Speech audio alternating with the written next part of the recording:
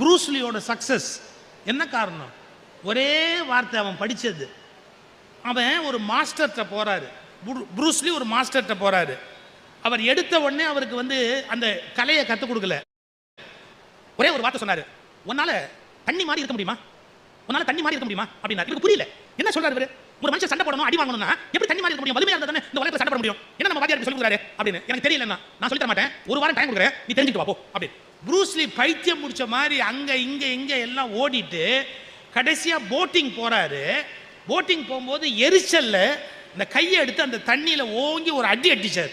எரிச்சல் தாங்காம அந்த தண்ணியில அடிச்ச உடனே அந்த தண்ணி இவ்வளவு அடியும் வாங்கிச்ச ஒழிய எல்லாம் சின்ன சின்ன சின்ன சின்ன பார்ட்டிகள் அப்படியே பிரித்து கொடுத்துட்டு அடிபட்ட வலியே தண்ணிக்கு இல்லை. அப்பதான் யோசிச்சு பார்த்தான், ஆஹா நம்ம மாஸ்டர் சொன்ன விஷயம் என்ன அப்படின்னு கேட்டா, நான் கல் மாதிரி இருந்தா அடிச்சா வலிக்கும், ஆனா நான் தண்ணீர் மாதிரி மாறினாதான் எவ்வளவு அடிச்சாலும் எனக்கு வலிக்காது. இதை என் மாஸ்டர் கற்றுக் கொடுத்துருக்கிறாரு. இது முக்கியம் இல்லை.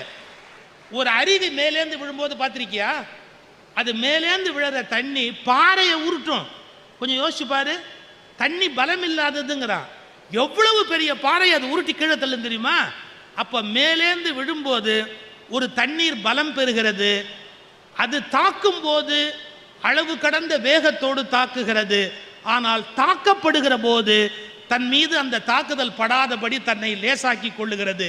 ஒரு மிகச்சிறந்த குத்துச்சண்டை வீரன் தண்ணீரை போல் இருந்தால்தான் வெற்றி பெற முடியும் அப்படின்னு ப்ரூஸ்லி கண்டுபிடிச்சான். உலகத்தையே ஒரு கலக்கு கலக்கணும்.